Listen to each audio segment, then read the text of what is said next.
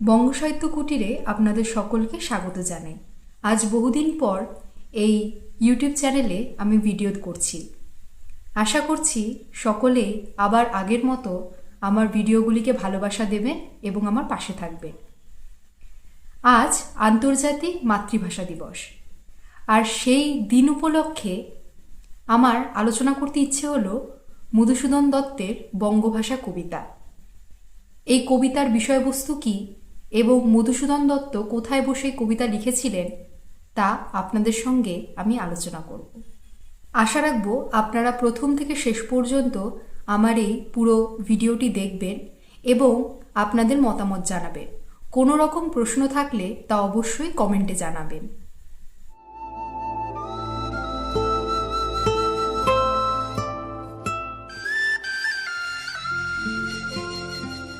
(1865 সাল) মধুসূদন দত্ত প্রথম সনেট রচনায় ব্রতী হলেন এবং ফ্রান্সের ভার্সাই নগরে বসে তিনি প্রথম সনেট রচনা করলেন। এই বঙ্গভাষা কবিতাটি তিনি 1860 সালে রচনা করেছিলেন এবং তখন এই কবিতাটির নাম ছিল কবি মাতৃভাষা। পরবর্তীতে এই কবিতাটি তার চতুর্দশপদী কবিতাবলী গ্রন্থে স্থান পায় এবং তখন তার নাম হয় বঙ্গভাষা। এবার আমি আলোচনায় ফিরছি এই বঙ্গভাষা কবিতা নিয়ে। মধুসূদন দত্তের জীবনের প্রথম কাব্যগ্রন্থ হল ইংরেজি ভাষায় দ্য ক্যাপটিভ লেডি। 1849 সালে সেটি প্রথম প্রকাশিত হয়।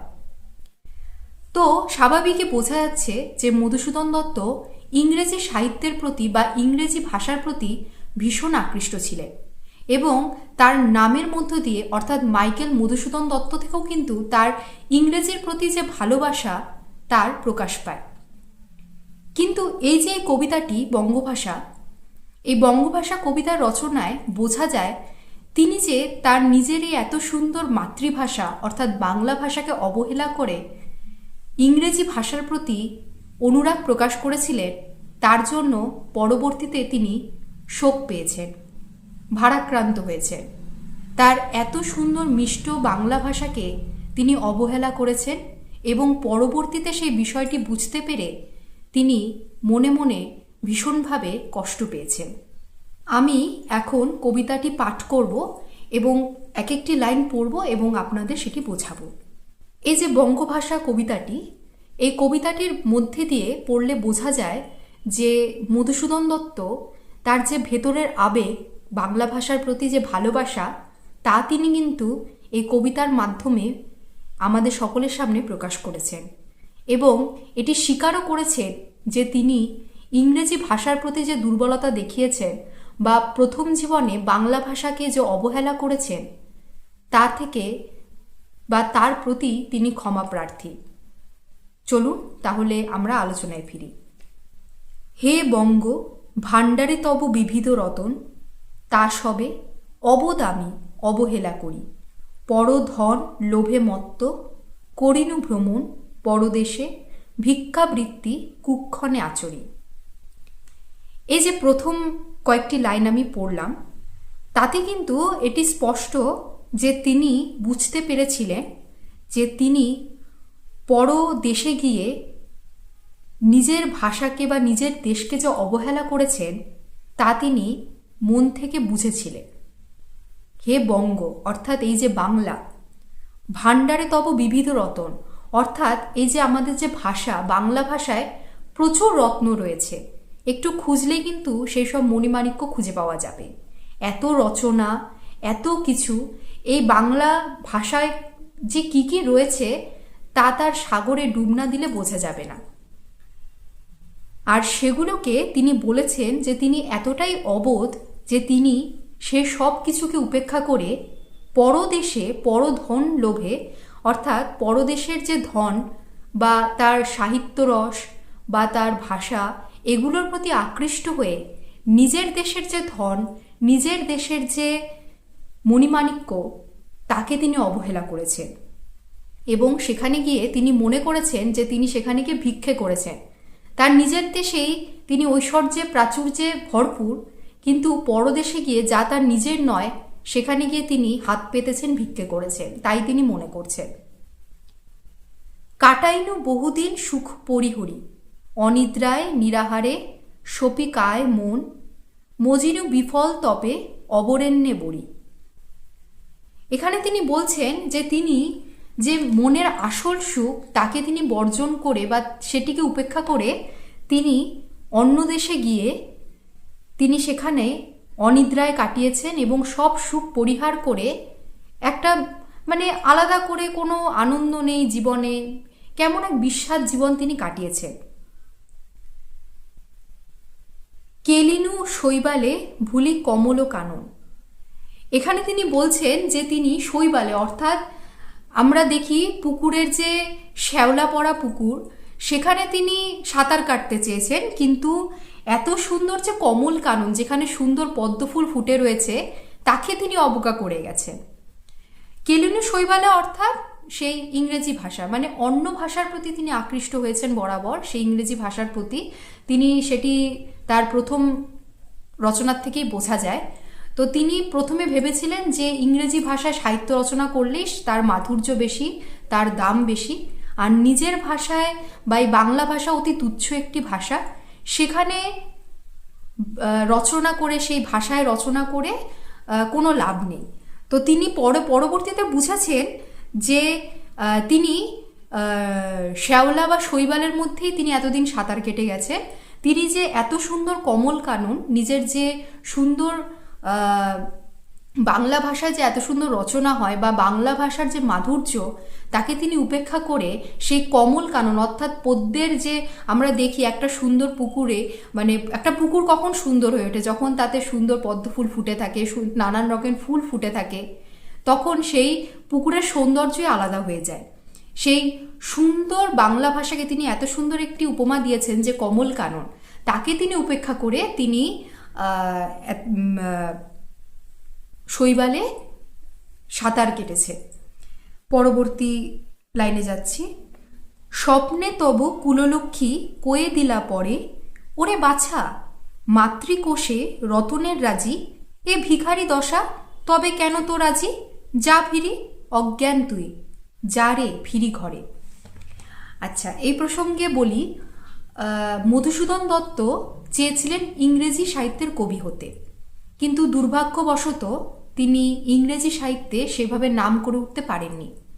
আর আমরা জানি বাংলা সাহিত্যে মধুসূদন ছাড়া ভাবাই যায় না, অর্থাৎ এই বাংলা সাহিত্যই কিন্তু মধুসূদন দত্তকে তার এই নাম, এই যে কবিত্ব, তা কিন্তু বাংলা সাহিত্যই দিয়েছে।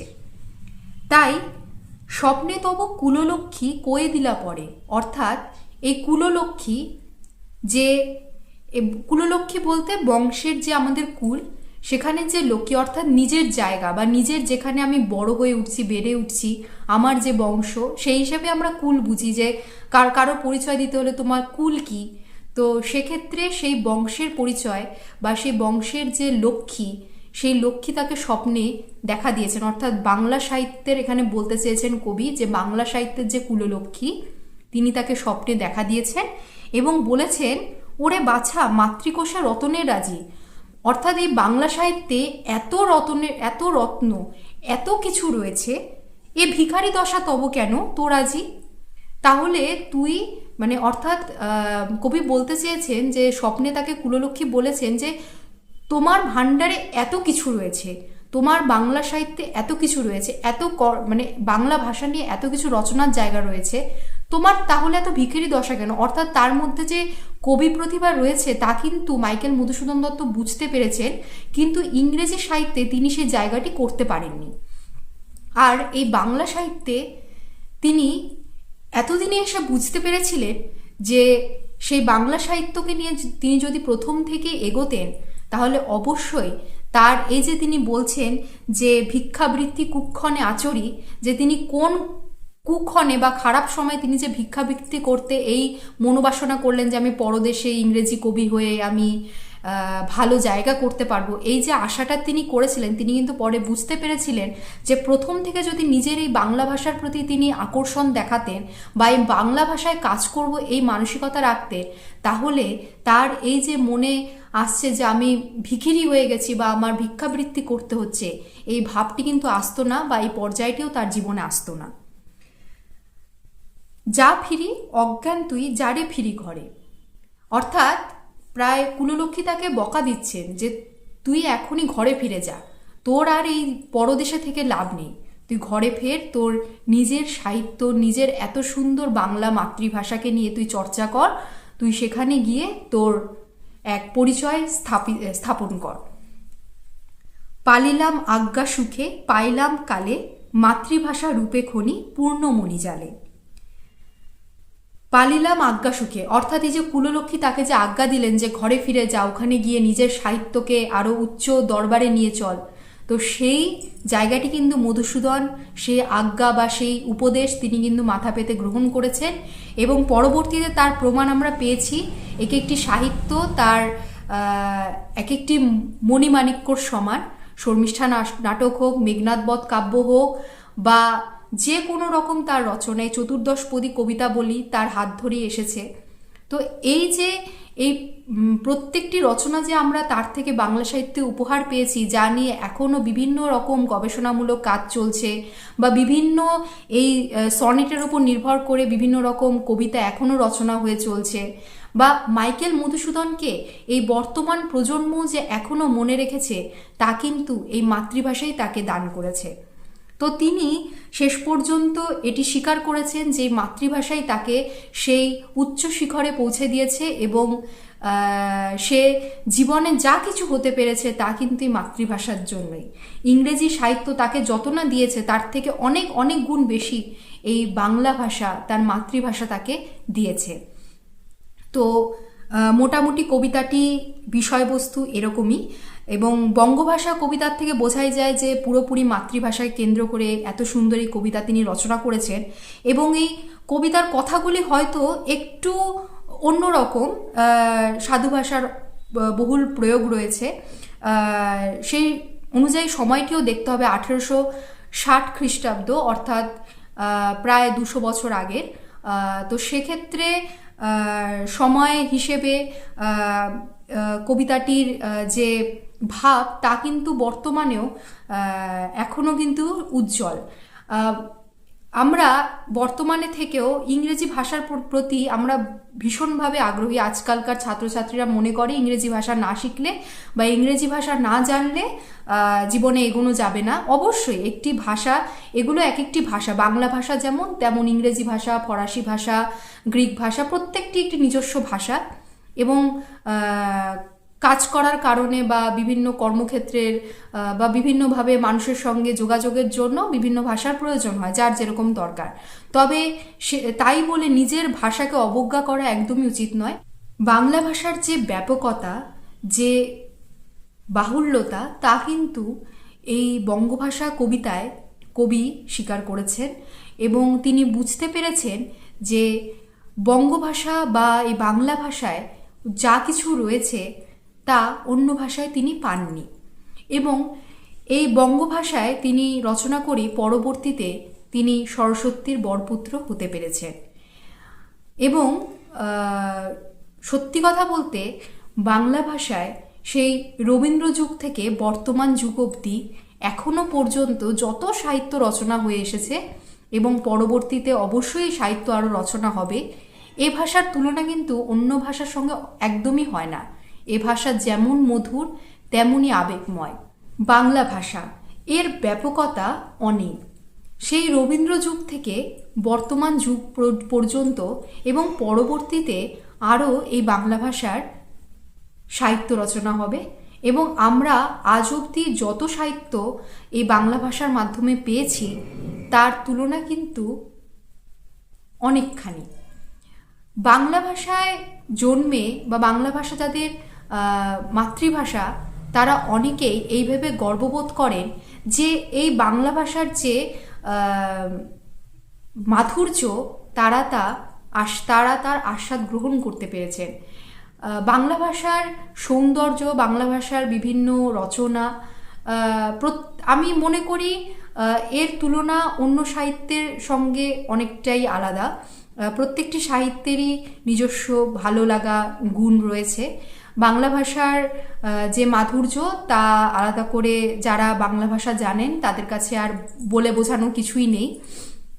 আর আজ যেহেতু মাতৃভাষা দিবস, আন্তর্জাতিক মাতৃভাষা দিবস, এই বঙ্গভাষা কবিতাটি কিন্তু মনে হয় যেন মাতৃভাষা দিবসের যে আন্দোলন তাকে সার্থক করার মতনই একটি কবিতা। এই বঙ্গভাষা পড়লে বাংলা ভাষার প্রতি আলাদাভাবেই একটি ভালোবাসা জেগে ওঠে এবং মাইকেল মধুসূদন দত্ত সেই বাংলা ভাষার প্রতি যে আবেগ, যে ভালোবাসা, যে শ্রদ্ধা দেখিয়েছেন এই কবিতার মাধ্যমে, তার জন্য ভীষণ দেখে ভালো লাগছে এবং পড়েও ভালো লাগছে কবিতাটি। আশা করছি আমার এই আলোচনা আপনাদের ভালো লেগেছে। আপনাদের যদি কোনো রকম কোনো মতামত থাকে অবশ্যই আমাকে কমেন্টে জানাবেন।